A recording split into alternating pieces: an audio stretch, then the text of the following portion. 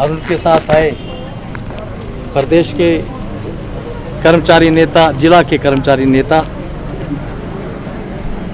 सबसे पहले तो मैं आप सबका स्वागत करता हूं। आप हमारे आह्वान पर यहाँ आए।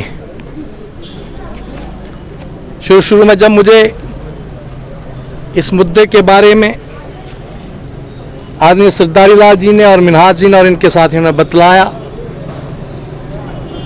तो उस समय मुझे लगता था कि शायद एक ऐसी बीमारी पैदा हो गई हिंदुस्तान में कि लाइलाज बीमारी हो गई।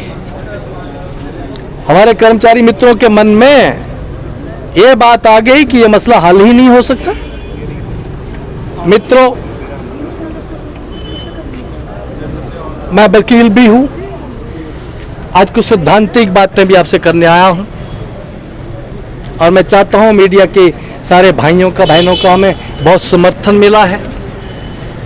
इनके द्वारा ये मुद्दा प्रदेश के जन जन में भी पहुंचे, सरकार तक भी पहुंचे। एक तो ये है कि ये जो 2003 का नोटिफिकेशन है, उसमें जो एक pension fund regulation and development act आया है, उसमें 2 क्लॉज दी गई हैं। एक क्लॉज है ये एक्ट केवल और केवल भारत सरकार के कर्मचारियों के लिए ही मैंडेटरी है, और दूसरी क्लॉज है ये एक्ट राज्य सरकारों के लिए मैंडेटरी नहीं है, ऑप्शनल है।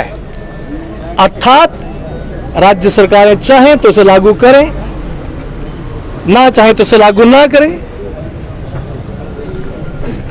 उसको पढ़ के मैं आशान्वित हुआ हूं। पहले मेरे दिमाग में थी कहीं कॉन्स्टिट्यूशनल अमेंडमेंट तो नहीं आ गया, 2/3 या 3/4 स्टेट्स के द्वारा तो नहीं ये पास करवा लिया गया, तो फिर हिमाचल वाला अकेला क्या करेगा। जब मैंने पढ़ा कि ऑप्शनल है, हर राज्य की मर्जी है, तो तब मेरे मन में आया कि अब देखता हूं जयराम ठाकुर जी आप क्या बहाना लगाते। कानूनी तौर पर राज्य सरकार को पूरी शक्ति है, जब मर्जी चाहे कर सकते हैं। भाई और बहनों, ठीक कहा मिन्हाज जी ने, स्थितियां क्या हैं। अब सारे बुद्धिजीवी हैं, अलग अलग विभागों के लोग आए। आप हिमाचल को समझना चाहते हैं, शिमला को समझना चाहते हैं, जरा दिल्ली को भी समझो। जयराम जी का तो एक ही फंडा है, दिल्ली वाले कह देंगे तो कर दूंगा, उससे ज्यादा उनका कोई फंडा ही नहीं है, दिमाग नहीं लगाना है। अब दिल्ली वालों ने क्या किया है, इन्हें ठीक कहा है, देश धीरे धीरे धीरे गुलामी की ओर बढ़ रहा है। देश को गुलाम ईस्ट इंडिया कंपनी ने किया था, अब ईस्ट इंडिया कंपनी के रूप में ही आपके अंबानी, आपके अदानी और 15 उद्योगपति हैं जो प्रधानमंत्री जी के बड़े घनिष्ठ मित्र हैं। प्रधानमंत्री जी उनके हाथ में देश को सौंपना चाहते हैं। एक सवाल खड़ा होता है, पिछले दिनों बहुत सी बंदरगाहें अदानी को दे दी गई। आपका रेलवे बहुत से स्टेशन दे दिए गए, रेलवे के लाखों कर्मचारी निकाल दिए गए। आपका बीएसएनएल की क्या हालत है। अभी पिछले 2-3 हफ्ते में आपके हवाई अड्डे भी देना शुरू हो गए। आपका परिवार हंसता बसता हो तो आगे आने वाली औलाद 2 तरह की निकलती है, एक बोलते हैं सपूत और एक होता है कपूत।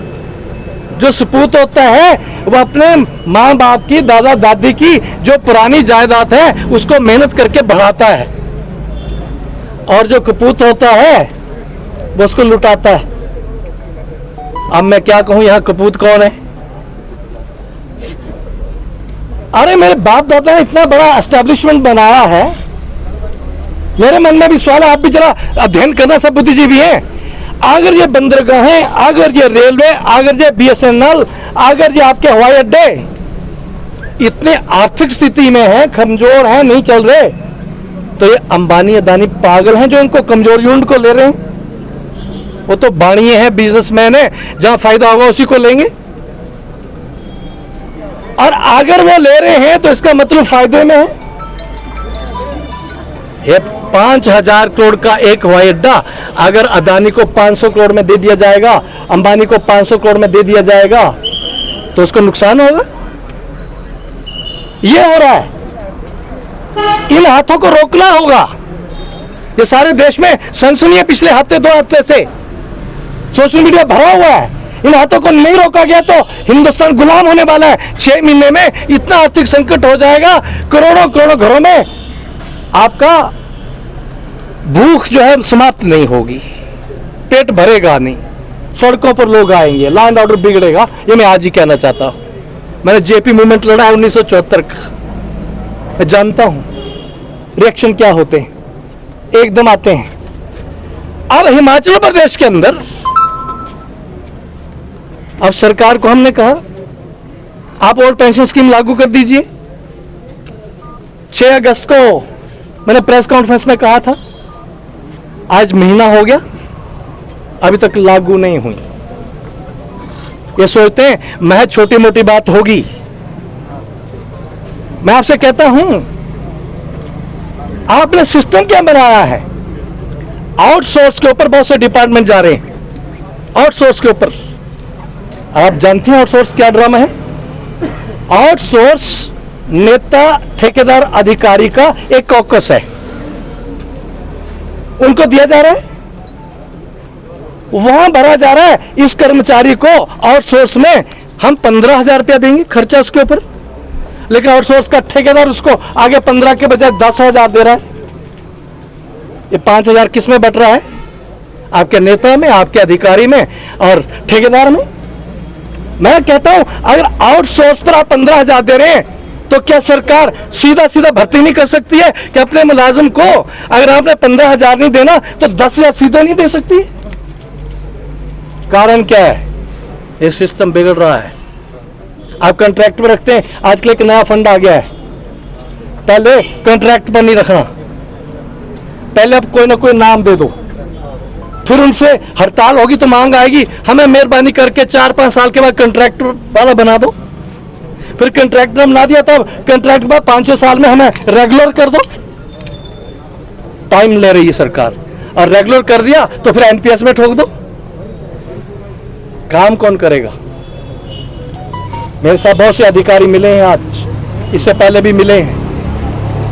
आपका सारे के सारे जितने यंग ऑफिसर्स हैं, चाहे डिप्टी कमिश्नर है, चाहे आपका एसपी है, चाहे जज है, चाहे दूसरे लोग हैं, आगे हैं, 6 साल में टोटल रिटायरमेंट हो जाएगी। मैंने आंकड़ा मंगा लिया। और पेंशन स्कीम वाले रिटायर हो जाएंगे 6 साल के बाद, 100% एनपीएस आएगा। चौकीदार चपरासी से लेके आपका चीफ सेक्रेटरी तक एनपीएस का होगा। मैं शुरू में कहा 2 सरकारों में टकराव अनिवार्य है, एक टेम्परेरी सरकार, एक परमानेंट सरकार।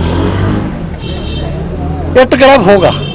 आप प्रदेश को गलत दिशा में ले जा रहे हो, इसलिए आज मैं बड़ी जिम्मेवारी के साथ कहना चाहता हूं। मैं 6 अगस्त को कहा था, आज आपके सारे एसोसिएशन के लोगों ने यहां समर्थन किया है। आने वाले टाइम में इस एसोसिएशन समर्थन को और भी बढ़ाएंगे। विधानसभा तक जैसे याचना की थी, मैं याचना तो जयराम जी से नहीं कर रहा हूं, पर उनको मैं समय दे रहा हूं।